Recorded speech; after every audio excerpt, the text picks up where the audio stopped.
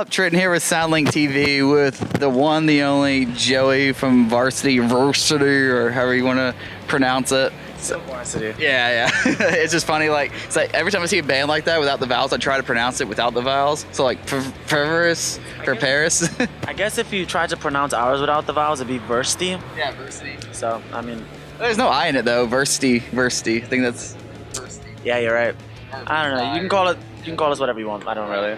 All right, so you do it for Google searches, right? The whole like take the vowels out and everything. Because I've heard a lot of bands do that. They take the vowels out or change it, put an X in there instead for Google searches. Because if you type in varsity on Google, there'd be like billions of varsity high school sports pop up probably or something. So. Yeah, no, ours is a little different. We actually, because we were varsity before, and then we got into like some kind of legal stuff, so we had to.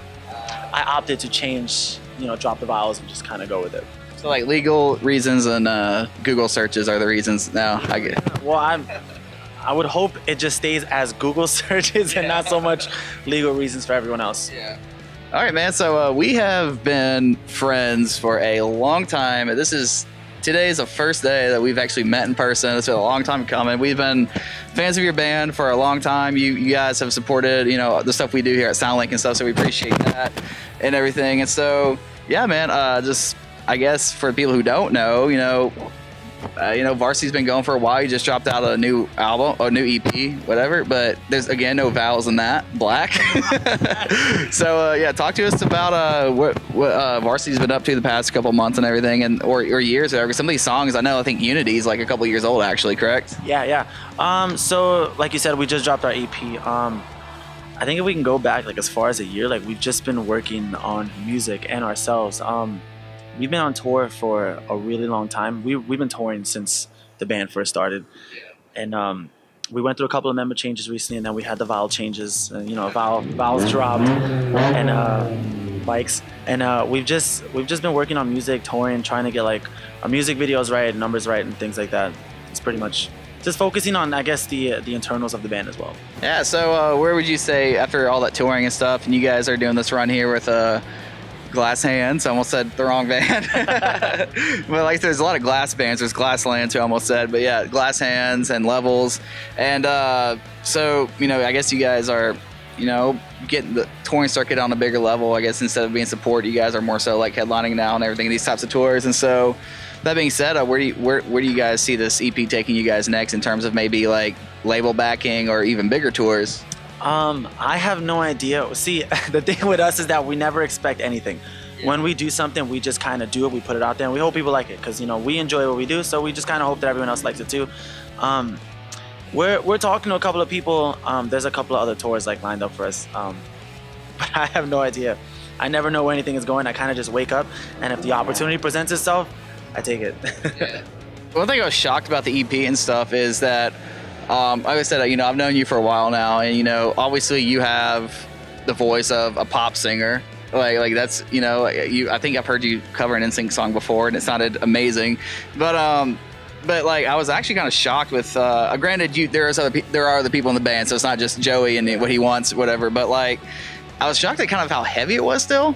I was thinking maybe more of a poppy, I guess, Issues kind of vibe, or maybe what Palisades did a couple albums ago.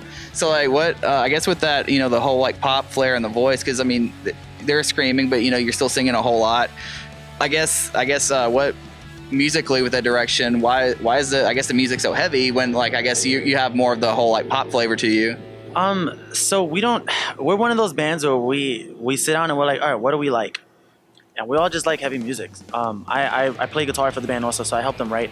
And I'm super into heavy music. Like my favorite bands, like currently, are like Silent Planet. Like I love Silent Planet and stuff like that. So I'm listening to all of these bands. I'm listening to like Silent Planet, Siler, just a bunch of different bands. And that's always been the style that I like to play, like instrument wise. Vocally, I just happen to have like an R&B like pop voice. So with us, it's kind of just like, hey, let's just do what we want to do. And I'll find a way to put my voice over it, and we'll find a way, to work it into song or rework the songs and stuff like that. There were a couple of popular songs that didn't make it on the record that we cut out just because they didn't fit. But I don't know. We're all fans of like super heavy music. So it just worked out that way. So I guess we're gonna have a deathcore song with you singing over it coming soon, huh? Maybe like a Traders or Chelsea Grin type, heavy breakdown type. Don't be surprised if you actually do hear like a very Traders inspired song by us with a lot of singing, because that's another one of my favorite bands. I just love music like that. Yeah. I don't scream, but if I could, I would. If I could scream, I would totally want to be Traders. I fucking love that band. Yeah.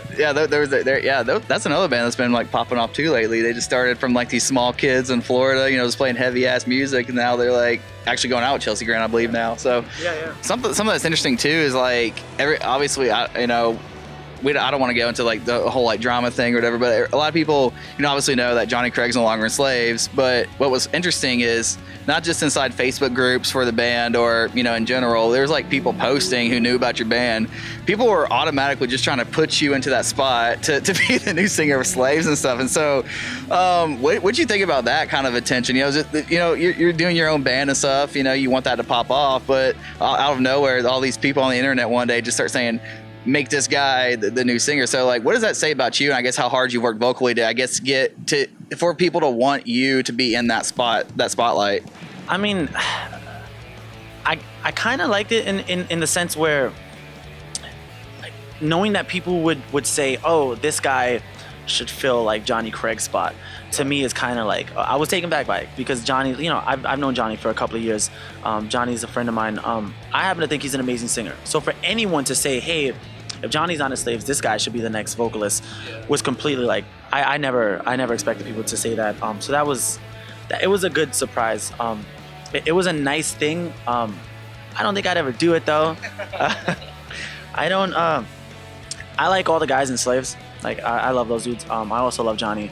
Whatever happened with them happened and they went their separate ways. But I don't think I could ever be in Slaves just simply because, two reasons. One, I don't want to come after Jonny. I think Jonny he's made his career by being Jonny Craig. Yeah. He's like this kind of like just this large presence in the industry, and I don't ever want to be the guy that just happened to come into a band after him and I only made it because I was in a Jonny Craig band or something like that. Not saying that the guys in Slaves don't work hard, because they do, but that's how most fans see it. They'll never see Slaves or they'll never see me. They'll just see like Jonny Craig, and it's Jonny Craig's band. Even to this day, even though he was on it for like what, a couple albums, like even Dance Gavin Dance People, Tillian still gets compared to him, and they were like what, 8 albums deep into their careers or whatever. So it's Jonny Craig. You can't really escape that. The dude is amazing. He does amazing work. I don't know if there's one record he's put out that hasn't been amazing. Yeah. So fans are always going to gravitate towards him. Second reason, I don't think I could ever deal with his fans. His fans. A lot of his fans were the ones saying it though. Like that's what I'm saying. Like some of them were. Some of them. I think people started saying that because they started seeing that me and him were friends. Because we played shows together and I would be on stage with them and whatever, blah blah blah. And so I guess by association, people were like, oh well, if they're friends and Joey kind of sings in this R&B style, he should be next. But there was a good majority of fans who were like, hey, you should not do this and blah blah blah. And I was like, I'm not actually gonna do that. I'm enjoying the whole Vrsty thing. So, a separate topic here. Like you are a dad and stuff, and you are touring, and I think anybody wants to not only. I think everybody who wants to be in music wants to make a career out of it. Let's be honest. If you're doing it for this long, you're at the point where you're trying to make this career where you can live off of it and not just be a weekend work kind of thing. So, what is that experience like? Being a guy, touring in a band that's on the come up that has, like we just talked about, people who already admire you and your talent, trying to make it, and so I guess one day your kid, being maybe 16 and being like, yeah, that's my dad, he's a rock star, so like, what's that like being, I guess, a touring dad, a dad in a touring band and everything, especially young bands. We talked to some of the guys who, been in bands for like 10 years, they're like in their mid 30s, they can make a career off of it, and their kids are like 8 years old or whatever. And so like for somebody like you who's sort of, I guess, relatively new in terms of like, those bigger bands, I guess from your side of it, what's that like? It's different. My daughter, she loves this. Like she loves all of this stuff.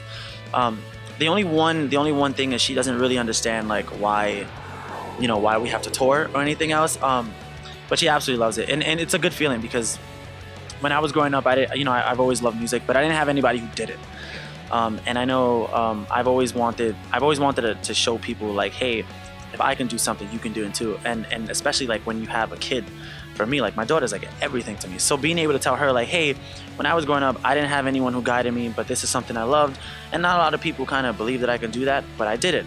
So anything you want to do, you can also do. It's just a good, it's one of the things that keep me going, you know, like it's good motivation when I can see my band like steadily growing, and I can look back on it and tell myself like, all right, I'm doing this. I love it. And eventually, hopefully I'll be able to, you know, live off of it more and be able to, you know, show my daughter like, hey, I did this. You can do whatever you want to do. You're just gonna have to work really hard at it. How old is she? She is 6 years old. Okay, I was gonna ask if she has any interest in, you know, the whole music thing, or but I guess that's still kind of young. At that point, she wants to be Wonder Woman one day, then probably a rock star the next day. No, not mine. Really? My daughter is totally into like Marvel superheroes and like just like all of like just pretty much everything I'm into. Okay, cool. She loves guitar and everything else. She loves music. Spends almost all day singing. So she's almost exactly like me. All right, man. Well, I asked you earlier about, you know, future stuff. You guys, I guess you can't really talk about the stuff coming up. Is there, other than, you know, future touring, is there anything else you can mention? Maybe like in the relatively soon future. I think this will be out, you know, like maybe in a month or so. We're sitting on quite a few of them, but yeah. So I guess for the summer and stuff, you know, is there anything coming up that you can talk about? We have a couple of tours we're working on. I can't really say any of them because obviously you know how it works. Yeah. You can't talk about the things you're supposed to do. You just when it's time, it's time. We got a couple of music videos that we're thinking about also for like some stuff on the EP. There may be some newer music that we didn't get to put on the EP that we'll probably put out. We're sitting on a good amount of things that we have no idea what we're gonna do with it. So the moment this tour is over, we're gonna get home and figure out like, all right, this is the timeline for all of these things. We should do this. But I have no answers for nothing, so I don't know anything. All right, so drop the Trader Style song with you singing over it, and then you have to go back to 2009 and do like a crabcore song with like synthy breakdowns. And I was listening to Eat Me While I'm Hot on the way over here. For those who don't know, that is Christopher Drew of Never Shout Never's old like metalcore, deathcore band, whatever you want to call it. So I was so much nostalgia driving over here listening to that with the whole like gang vocals and stuff. So yeah, crabcore song. You got to do one of those. Life, man. Crabcore was like that was my everything. Exactly. I remember growing up listening to that and doing all the dance moves. I probably looked stupid because I weighed like 10 pounds, but I loved it. Yeah, same. Attack, where you at? When's it playing on that 2008 shit? Even though they went crabcore, that was still such a thing for people to do. All right, man. Well, it was great talking to you today. I'm Trent with Soundlink, hanging out with Joey from Vrsty. Thanks for watching, everybody.